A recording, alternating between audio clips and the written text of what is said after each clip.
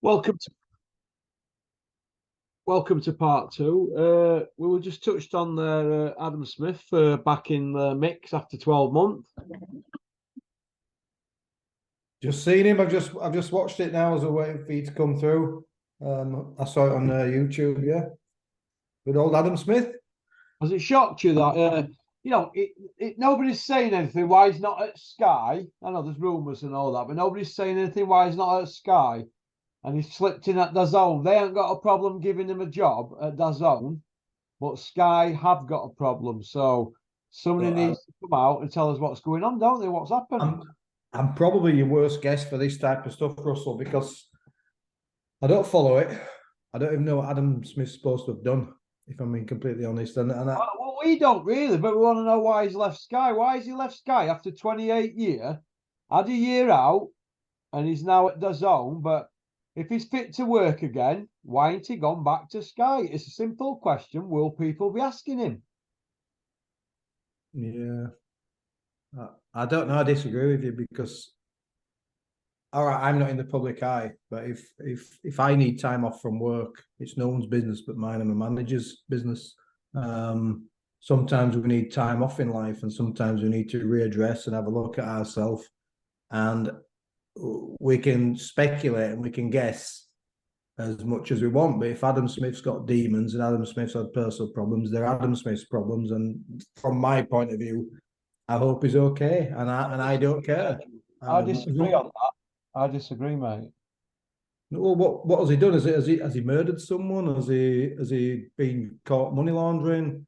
Has he been caught doing something that he shouldn't have been doing? Or has it just been some genuine health problems? Has he had some issues with the top brass at Sky? I don't know. I'm a boxing fan, Russell. It doesn't interest me. But we'll disagree on that one. Right, it does interest me for the simple reason. If Adam Smith, and he's been there a long, long time, right, and they've had plenty free gratis, but it bothers me if Adam Smith is spinning yarns for them for rematches and giving them, right, quality control passes. Yeah, you can put that on Sky as pay-per-view, because when pay-per-view came back, it was touch and go whether they were going to do Froch and Kessler. It was unbelievable. They said everything's going to be monitored and going to be took one step at a time. Before we know where we were, there were a free-for-all, and he was in the thick of it.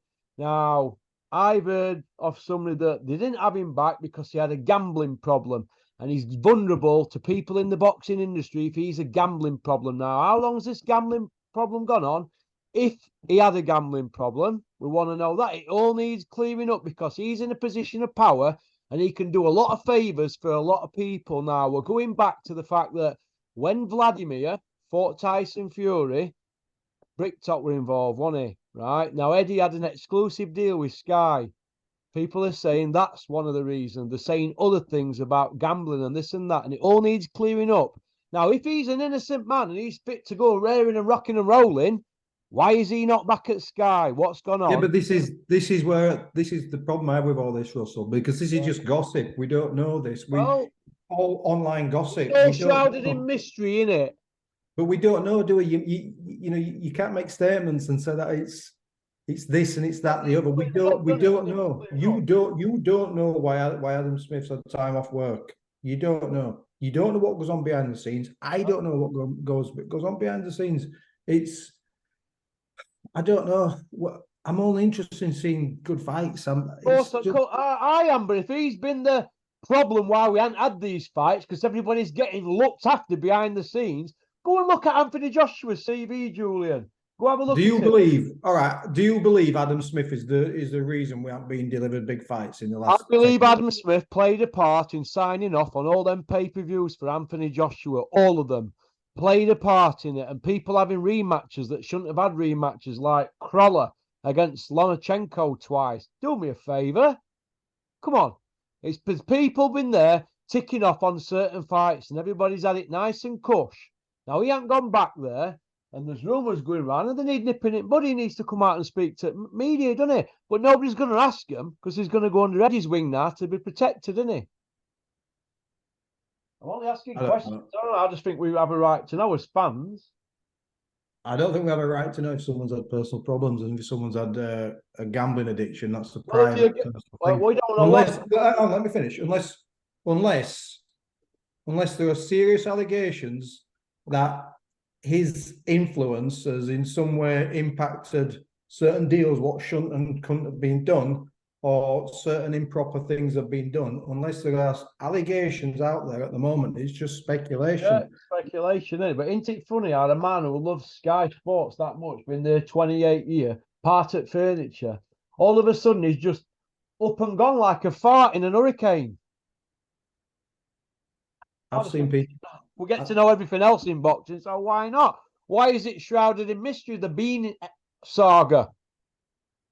I don't I know. don't know, but you know, It can don't only interest me, mate. speculate. It just We don't. can It only don't interest me. speculate. What did you think? Have you been watching Tony Bellew? No, You haven't watched it. I haven't watched it. you must be. You must be kidding. I've got too much. Just spent. Said it as I said in part one. I've got way too much time on my hands than to watch. Not to watch Tony Bellew. Just to watch. I am guilty. I watched a bit of Big Brother. Call me an idiot, whatever. But the jungle thing. I don't watch a lot of TV, but I've never got the jungle thing. I don't get it. It's just a concept I don't understand. It's not because I'm dense. I think if you got a bunch of people, some of them must be very wealthy people already, but who are so focused on staying in the public eye that they're going to eat the things they do and they're going to be subjected to the kind of humiliating things that they get subjected to. I find it quite sad, actually. I'd rather just be a nobody and fade into the background than do what those guys do. I'm aware of what it is. I've seen it on my TV. Have I ever watched one episode of it? Probably 10 years ago. I don't watch that. I've never watched Love Island. Love Island. That's what Tommy Fury was on, isn't it? I've never watched Love Island. I've never watched one episode of Love Island. I've never watched one episode of the Essex one. They call it Towie. I know they are because people talk about them left, right, and centre. I've never watched one episode of Towie. I've never watched a single minute of the other one, the Geordie version of it. I don't watch this crap, mate. I believe if you watch crap like this, it seeps away your intelligence. It's just these vacuous, bubble-headed stuff. I don't watch it. Oh yeah. Never. I don't watch it. I'm not pompous if people think I'm pompous. I don't watch shit. It's crap. Oh. A bit of Big Brother because when I was in my 20s and it first came out, or whenever it was, might be in my 30s, I don't know, whenever Big Brother first started, I just got sucked into it for whatever reason. And I think there's probably a nostalgic thing with me, and that's garbage, by the way, but it's probably a nostalgic thing. But I'd say it's the only trash TV I've allowed myself to watch. I don't know, I've been watching a load of stuff on YouTube lately about the US Navy and just all that stuff. That's fascinating to me. Submarines and just stuff like that. And of course, I watch retro boxing, don't I? I try to watch a few fights a week, retro stuff. I don't watch that stuff, mate. How do you see Joseph Parker going on against Wilder, Julian? I mean, the logic points to a Wilder just stretching him, doesn't it? That's logic. But I've always been in probably a smaller school of campers, who thought Wilder were a really poor heavyweight champion. Immense power. Tell me something I don't know. I thought his CV was really thin. It really was. The couple of decent names on his record, like the Ortiz, for example, that was a really old guy who was creaking, who we thought was closer to 50 actually than closer to 40 in real time because he defected, obviously. Real time. In real time. But I thought... Not 30 time. I thought Wilder's footwork was horrendous. I thought his coordination was poor. He has 2 hard rounds and he's blowing. But he's just got a hell of a great right hand. He times it perfectly. Sometimes he'll load up on it. Sometimes he just throws it like a real short, straight counter. And he has to have some ring IQ and some intelligence and some spatial awareness to be able to get that off as many times as he's got it off. So he's not as bad as I think, but I think Joseph Parker, with some really good tactics, might give him problems. But at some point, he's going to get hit with that dynamite, and then that's probably going to be the end of it for him. But it depends on mindset for me when you're fighting Wilder. Yeah, he's the hardest puncher in the world. It's mindset. My mindset, if I had to be, if it was a world-class heavyweight, it would be the guy's had the fight beaten out of him in 2 of those 3 fights with Tyson Fury. He's inactive. He's 37 or he's approaching 37. I'm going to go to him. I'm going to set a pace that is going to be uncomfortable with, and I'm going to beat this guy. That'd be my mindset. The last place you want to be against Deontay Wilder is on the end of the shot. So if Parker's tentative and he's looking for space and he's speculative, he'll be on the end of the shot and it'll be good night. There's various schools of thought how to approach a puncher, and sometimes the short arm puncher. I did a breakdown on Fury and Wilder, the rematch on Facebook, and I said Fury would stop him in the second fight. I actually did. People will tell you that. And I did a theory basically of how you do it. And I was quite lucky. I had a good Facebook page. It wasn't massive, but I had a lot of world champions used to comment on that Facebook page. And I basically said, when you're fighting a long arm puncher, you don't want to be at the end of that shot, which obviously makes sense. So when you fight a long arm puncher, you go to him, you get inside the levers. If you look at what Marvin Hagler did with Thomas Hearns, he got inside the long levers. That's what you got to do. If you stay on the outside, it doesn't end well. Iron Barkley got on the inside against Thomas Hearns. Duran stayed on the outside. He couldn't get on the inside, to be fair. And look at Deontay Wilder, has really long levers. Now, a shorter puncher is slightly different. So you get a Tyson who's a shorter armed explosive combination puncher, who generally his power comes from his uppercuts and his hooks and his overhand rights, where he's turning the shots and he's not at full extension. You got to come away from that. You got to spin him, turn him. Come easier said than done. You got to come away from that. And the way to beat a long arm puncher, you go inside the range. You got to go inside the range. Look at Oliver McCall against Lennox Lewis. Razor Ruddock stayed on the outside against Lennox Lewis, and he got absolutely just blasted out there. Oliver McCall got inside. He got inside the long levers and he detonated that shot, and we all know what happened there. You get inside a long arm puncher. The way to beat Deontay Wilder is to go to him. And Tyson Fury figured that out in the second fight. Or Sugar Hill figured it out. Or Tyson figured it out. Tyson Fury figured out in the first Wilder fight after the second knockdown. He figured out, if I push him back, actually this guy doesn't, it was knackered, it was 12th round. This guy doesn't like it. Joseph Parker has to push him back. He doesn't have to worry about a short left hook. He doesn't have to worry about that little right uppercut, the little right hook. He only has to worry about that pop, that long right hand. That's all he has to worry about. So he's got to get inside that shot. Easier said than done. If Joseph Parker pressures Wilder having boxed less than 1 round in the last couple of years, he'll start to tire really, really quickly. Do I think Joseph Parker beats Wilder? No. Do give him a chance? Absolutely. I give him a 30% chance of causing an upset. So it's a 70-30 in Wilder's favour. So he's going to have to try and box him and stay on outside, stay away from the right hand, isn't he? No, I've just said the opposite of that, Russell. He's got to get inside that right hand. Oh, sorry, he's got to get in. I know what you mean. He's got to get inside. He's got to take that right hand off him, I meant. You take it off. You take the range. You take the distance off him. You take the range off him.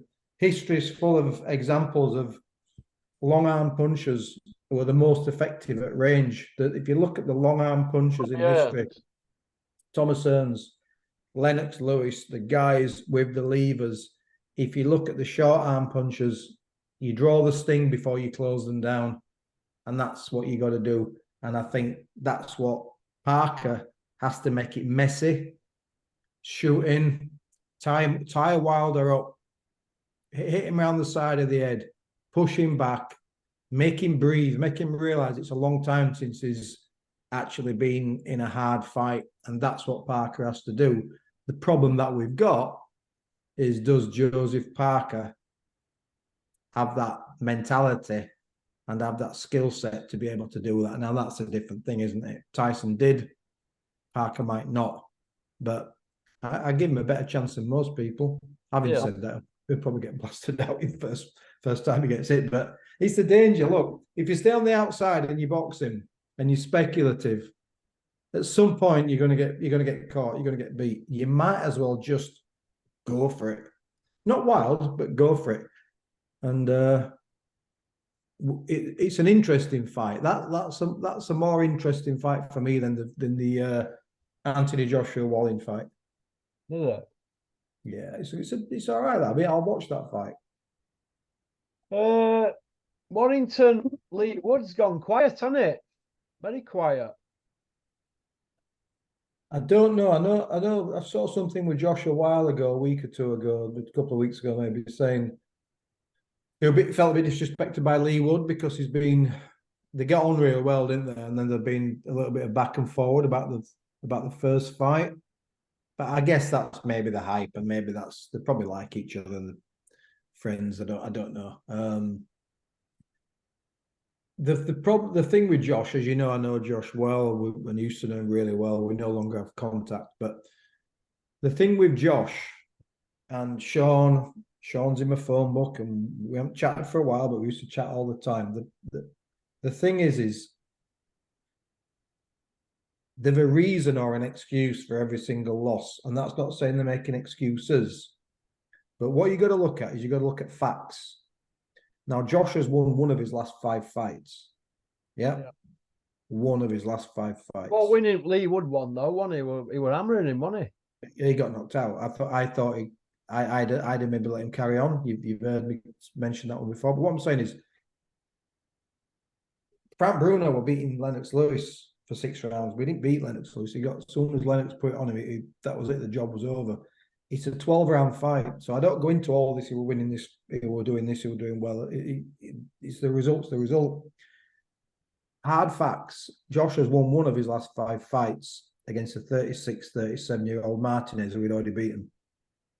Yep, that's his form book. He's been knocked out by Lara, badly knocked out. They had a technical draw, irrespective of what people think. I think Lara would have always had his number, and Lara would have beaten him again. He beat the old Martinez, and then he got beat by Lopez. I thought he lost that fight. I thought he would lose that fight. As you know, I predicted he'd get beat. And then he's just been knocked out by Lee Wood, albeit I would have, hindsight's a wonderful thing. You know, you heard me before say I would have let him go to the end of the round and see how he reacted to that. But those are the facts. 1 in 5.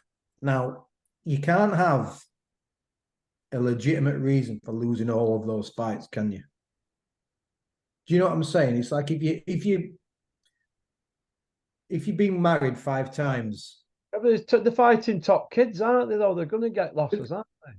But he's getting losses every time, though, isn't he? That's what I'm saying. If you've been married 5 times, and 5 times your wife's cheated on you, or whatever, Means you're not good at bed.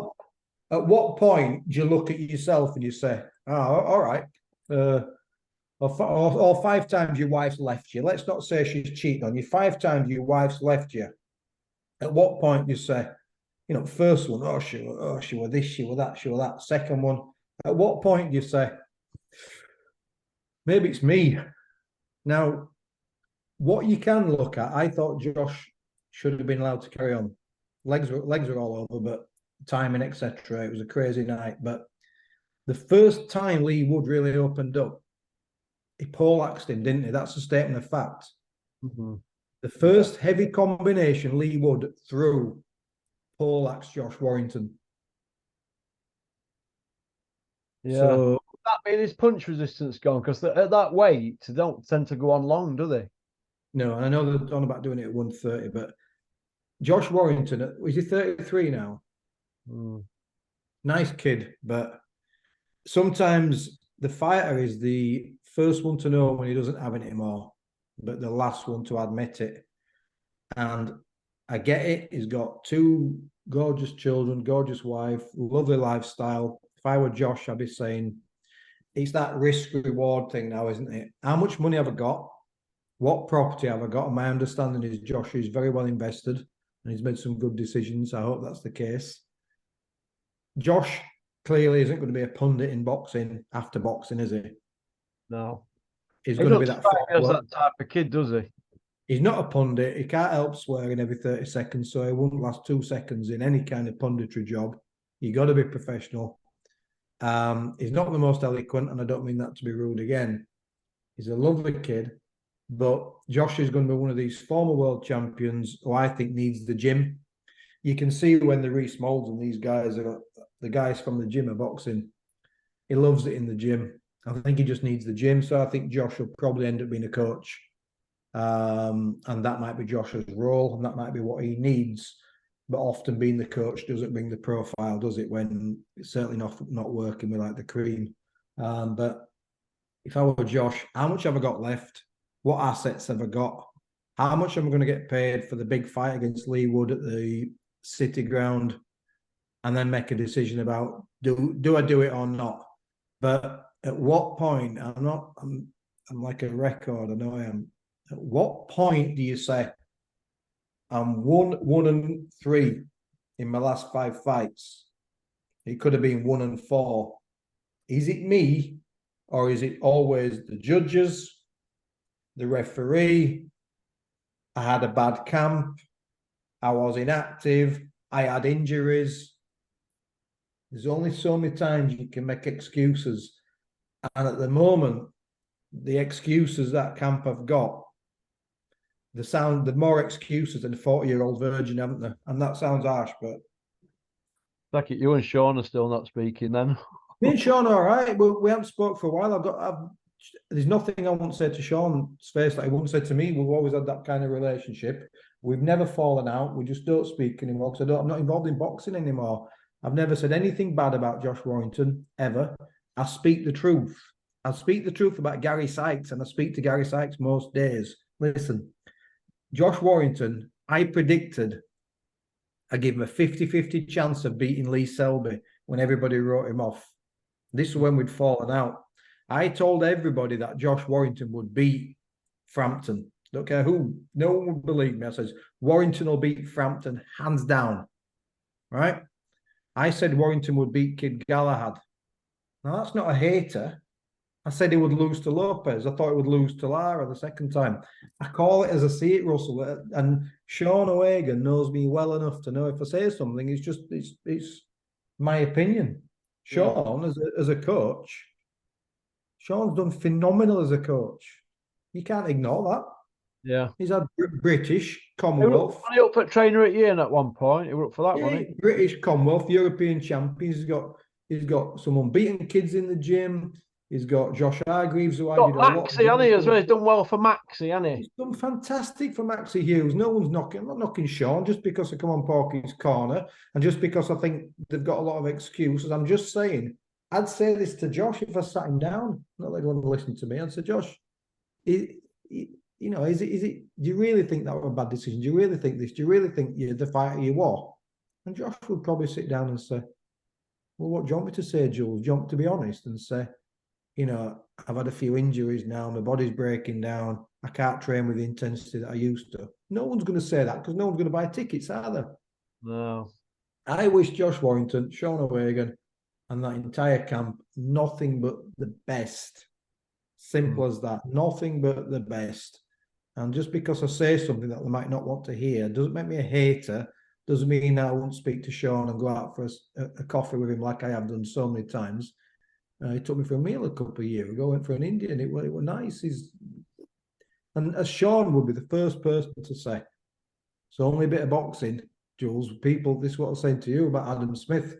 People get ate up about all this stuff. It's just a bit of boxing. It's only sport. But you know why I get up? You know why I get ate up about all like that? Because I think these people are mugging us off. They're stood in penthouse with the cocks out, lagging on us. That's what I think. I think they're all having a good laugh at us, especially when we're seeing them big up for rematches and this and that. And oh, it's going to be pay-per-view and all that. Listen, if there's any underhand going on there, I want him out. And if he's been out Listen, for being underhanded, I want to know about it.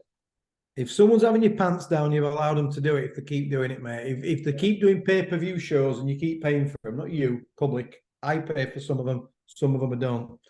It's like, what was the show that everybody was moaning about a while ago? I can't remember what it was. Oh, it was I'll tell you what it was.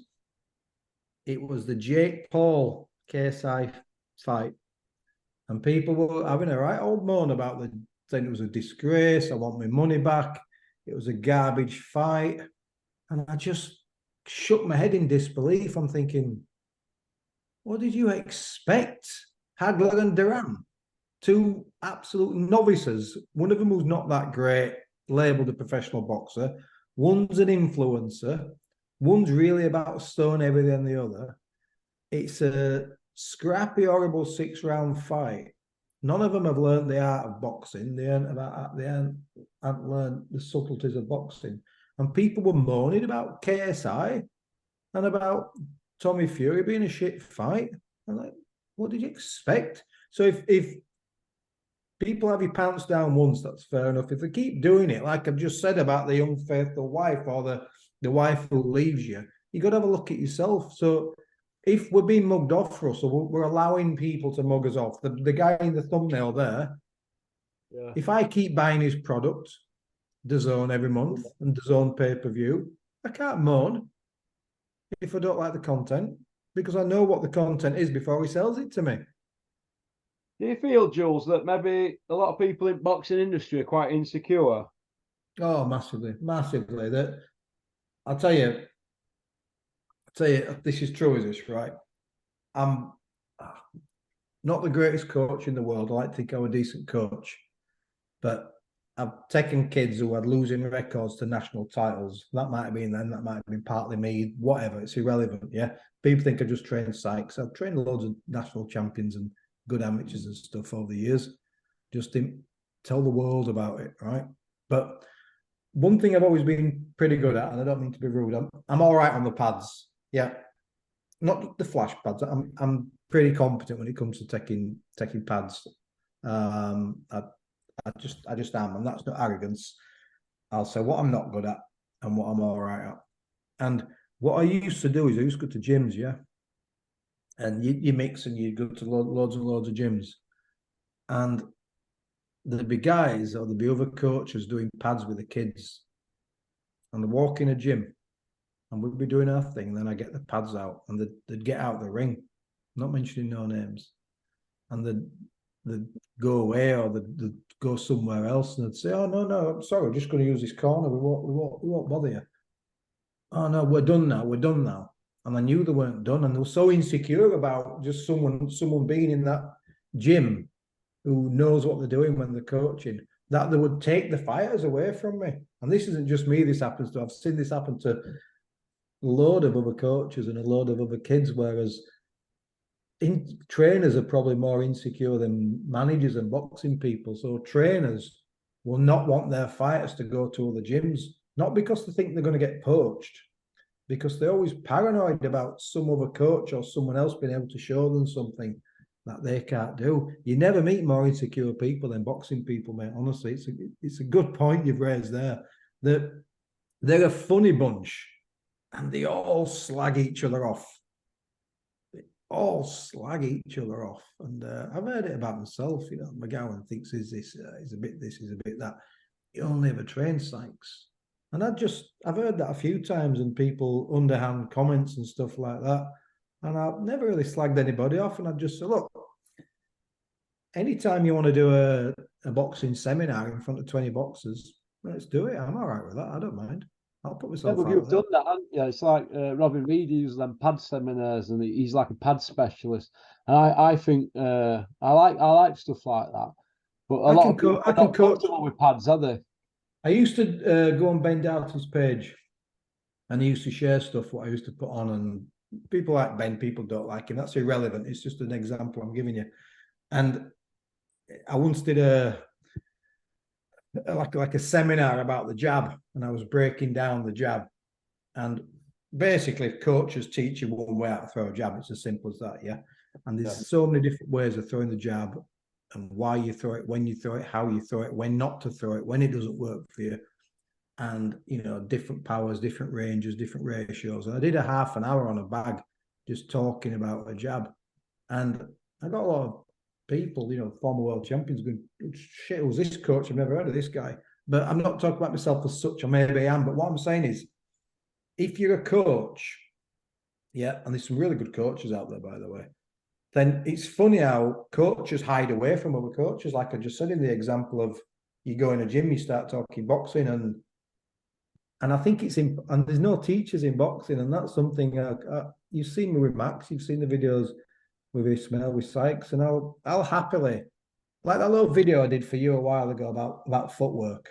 Yeah. It was a basic entry footwork, and I think if you're a coach, put some content out there, or at least be able to demonstrate someone out the basics of footwork. And people can't. People are massively insecure. And why do you think people are insecure, Russell? I'll tell you why. Found out, do they? Because there's a load of charlatans in boxing. And I'll tell you, a guy who gets a lot of stick, right? Yeah. But you know me, I'm always honest. Yeah. Ben Davison understands boxing. He gets a lot of stick, but I'd put money on it. Ben Davison, if you said to him, just do a half an hour presentation on the left hook, I bet he would do it. You reckon? Yeah, I do. Yeah, I think he'd talk you through it, he'd explain it, he'd give you some examples, and he'd demonstrate. Yeah, I do, because I think he's of that mindset. And I've seen other coaches, but most coaches, it's like the old, one of the most annoying things that I ever hear coaches say, right, is people say to me, what, I don't know, show me, I've just said there's like 15, 16 ways of defending a jab. Some of them are iterations of the basic principles, but 15, 16 ways of defending a jab. If you ask a coach and say, what do you think is the best defense against a jab? It'd be like, just demonstrate it. They go, no. Trade secrets, Porky. Jules, trade secrets. Put them out there. No one invented boxing. I didn't invent boxing. You didn't invent boxing. Angelo Dundee didn't invent boxing. Why are coaches afraid to put content out there? I'm not talking flash pads. I'm talking basic boxing principles, because a lot of them can't do it. They just get into, they get in to the sport, they infiltrate the sport, and they become renowned coaches. And you know what? They couldn't even teach a kid who walks in off the street how to stand. Yeah, there's a lot of people training fighters who shouldn't be training them, isn't there, really? I mean, look at that carry on with Dylan White, man. I mean, what were going on there? It was free for all who were jumping in on that. Funny when Mark Tibbs left. And I don't know if Mark was listening to me now, and if Joe Gallagher was listening to me now, right? They might first of all say, well, Joe knows who I am, but Mark might say, who's this guy? But they've both been nodding because they'll be saying, yeah, it's true, is that actually? Now, Joe Gallagher will happily break something down for you. He should do it. He's doing it 30 years. He's been trainer at year, wasn't he? There's people been doing it 40 years who won't even show you how to block a jab or a slip a right hand. It's a bizarre sport, mate. Mark Tibbs tell him how Fury were going to do Dylan White. I've seen it because it's and he got it bang on, the punch that knocked him out, didn't it? He's ex-fighter. I got it bang on. I went online. I mean, sound like I'm being arrogant now. I called the punch that Canelo Alvarez would do Billy Joe Saunders with. I actually did a breakdown when I was on Facebook, and I called that shot. I saw him practicing it with Eddie Renee, so time and time again, perfect looping hybrid punch against the southpaw. And I said when he would do it and how he would do it, and he did it exactly that. Now, Mark Tibbs called it because these guys, they understand boxing and they understand the principles of it, but there's too much content out there with people. Looking for it all night, Canelo, that one. But Billy Joe knew he was looking for it, didn't he? Yeah, you got to disguise it. You got to go with he went with the front hand. He put the pressure in, and it's about the timing. He only needed to throw it right once, didn't he? But it's but everyone was talking about Canelo's left hook, and it's like that's never the shot that's going to do Billy Joe Stones is a left hook. The slippery, slidey southpaw who rolls under that shot, who drifts across to his left, who slips down when you press in, who drops his body height. He's never going to be a left hook, but everybody was saying Canelo's left hook will kill him, and I'm like, you look at the wrong hand there. But Mark Tibbs, a boxing man through and through, he's been through the ranks.